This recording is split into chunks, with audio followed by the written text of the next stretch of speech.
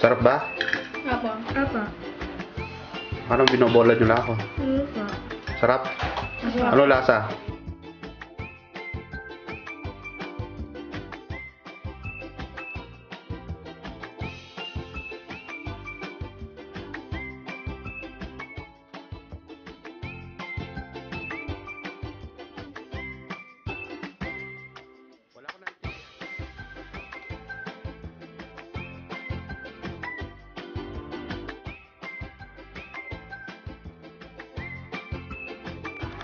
Okay, magandang araw po sa atin lahat. Ngayong araw na to ay magluluto tayo ng isang simpleng tanghalian. Ito ay ang bulanglang na pupo with kamote. So, mga ingredients natin, pupo, kamote, lalagyan natin ng kamatis, sibuyas, at sasagon natin ng bangus, pritong bangus. At saka,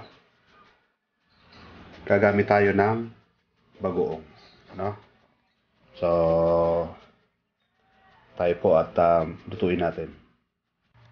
Okay, simple lang yung pagluluto natin ng bulanglang na pupo with kamote.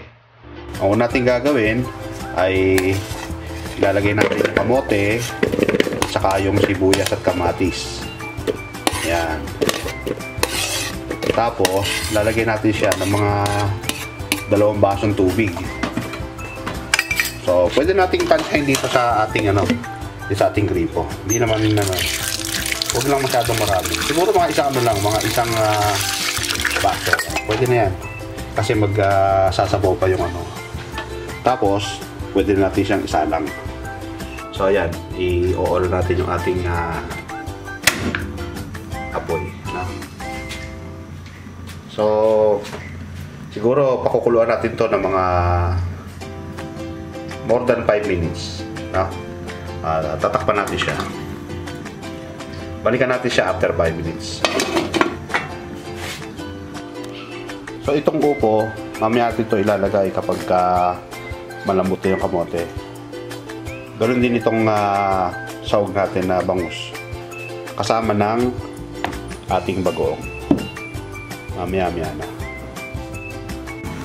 Okay, check natin kung malambot na.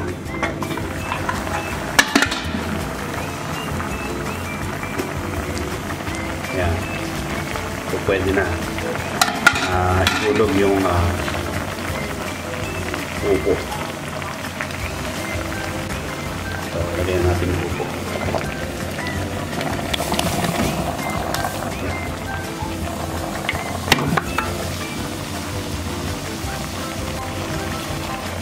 Ayos natin siya.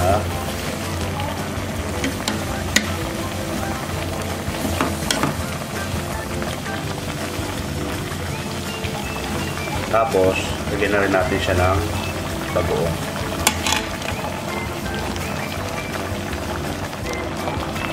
So, ito yung bagoong. Huwag na masyadong marami.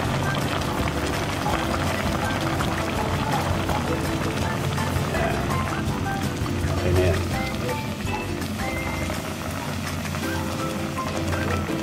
Paano natin siya tatakpan?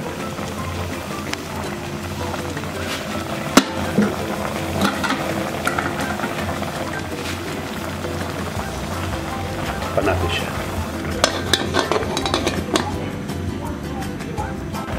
So, ilagay na rin natin yung ating sahog para lumasa na rin. Yan, tinimay ko na siya.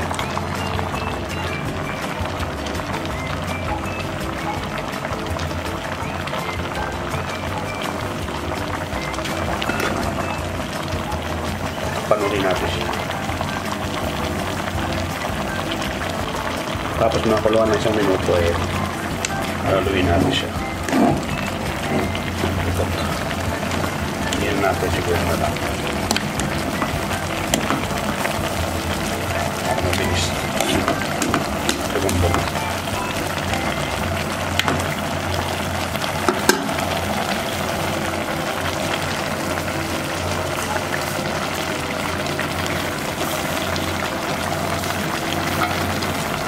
Napalulit natin.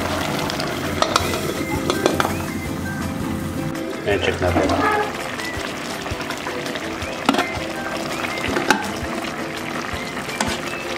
Ayan, okay. Patayin natin siya.